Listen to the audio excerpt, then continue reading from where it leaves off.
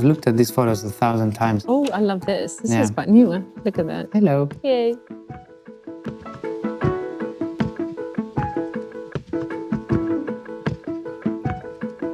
My name is Gons. I'm the CEO of Klättermusen, now going for 10 years, almost a decade. My name is Isabel, and I worked as head of design and development. And I've been here for 12 years at Klättermusen. When we had the opportunity and we realized it was going to become our 50-year anniversary, we also thought it would be really interesting to take 3 steps back and try to see if we could summarize all of that in some way. I think we also needed to pay tribute to everything that came before us, everything that we have done, in order to kind of think about the next 50 years. So I think this is also an honest look in the mirror at what's happened, and as an inspirational object as well to other people thinking about embarking or in the midst of their own journey of 50 years. To be reminded of failures is also something good, because I mean now, especially when you see what happened with that failure, and to see that you actually made something of it or learned from it, it's really nice to have with you. So, you know, we had that as a working title. When we started working on the book, we said we should just call it the 50 years of failures. It sounds a bit harsh now when I say it out loud, but actually it's so underrated how all these micro failures get you to a place where you can actually write a book about. Like, one of the core things about our brand is that we will do it in a different way. We will always question the norm, how it should be done. For me, that's been one of the most interesting approach to things, that there is always another way, and could we test that? Actually, that's a good segue to our gear testers. I mean, many of them, Pierre, Pierre's been around Klättermusen longer than both of us, combined almost. Part of the relationship we have with gear testers is also to say, look, we don't know this as well as you do. We don't know these elements, tell us. And their experience also comes from experiences that they've had. Pierre has had I think a couple of talks to us as a company where how he's feeling or what's happening with his climbing partner. And that's the stuff I remember. He was explaining to me very vividly about how it is to be on this mountain face. And he was like talking about this, like, you know, this part here, this is my desk, this is my workspace. I have nothing more than this. And for me, it was so clear for me to understand that when he said, like, you know, like, I need to go and get some stuff here, and then I don't know what to do with my fork. Put it here, it's safe. Because if I drop it, I won't have anything to eat with for the next 20 days. Yeah. Clear. Clear. Kind of like, oh, gone. And we made this full jacket and pants and everything. But the loop was his biggest achievement. That was like the most important part for him.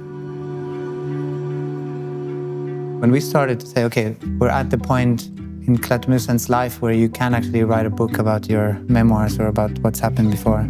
And of course, it's the people of Klättermusen that's probably the most important element, like the talents, the photographers, the guides, the cave divers, the designers, like the partners that we've had around the world. It's their book as well, right? It's their story. So we're, in a way, also representing them. Yeah, I think that, like you say, that's the testers, they are not only testers. Usually they come from somewhere, and when we meet them, they are usually a photographer or they are athlete, and then we kind of go on and see how they can use our stuff, and then we can learn. I mean, that's the key take of everything we need to learn. So there's a lot of human stories here, which of course they all share one red thread, which is Klättermusen and our DNA, but there's a lot more than just us. I love the little mouse caricature. It's just like, there's a reason we're called a mouse. We're proud of being a mouse and not a... Yeah, but I kind of really like that story. I mean, you don't have to be big and cool and, you know, to be a climber. Like a small mouse. Be small and cool. Yeah, small and cool. Yeah. I think the mountaineering mindset for us, what we try to capture in this book as well, is as you start to get in the world of Scandinavian environments, mountaineering, life, it's actually this mountaineering mindset is quite ubiquitous. It's actually, it's kind of common knowledge here, but it isn't globally. That's something that I think with Klättermusen we've always tried to find how does that extend beyond the mountains. I think there's something to be said for that, and our job with this book and as Klättermusen to invite people to try these things.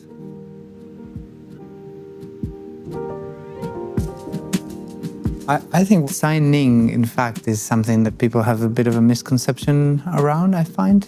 Especially for what we do in Klättermusen, there is a design element of making any product, of course, but one thing that's always given me a lot of confidence in our products is that as soon as you put them on, they feel different. The only thing that you start with is what is the function, what are you going to do, who is going to use it, and then that's where you start. I've always used this maximum safety for you, minimum impact on nature as a guide. Yeah, I think to push the sustainable part has been one of the most important things for me, because I really, really want to prove that you can do both.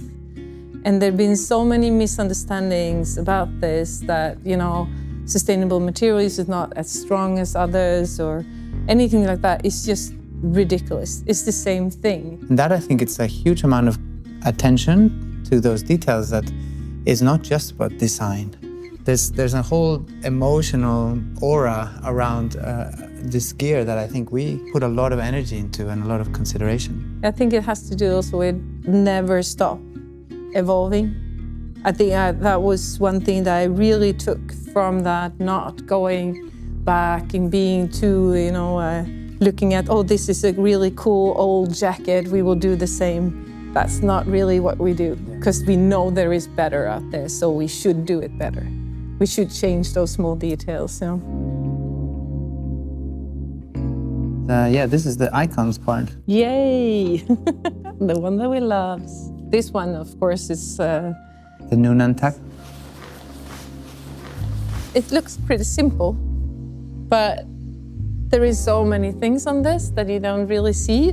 One that I really love and that we still have in the collection in some styles are this wind visor. And it really works. Like if you go out there and it's really windy and snowing, if you have a normal hood, it's really hard to see. When you have this, it just creates a little bit more of a calm before you. So I really love this. This is one of my favorite things.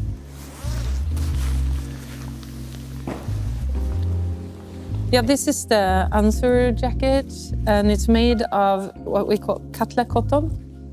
And it's using kind of old methods, but in a modern way. We have created this really tightly woven material. It feels and looks like synthetic material, but it is 100% cotton.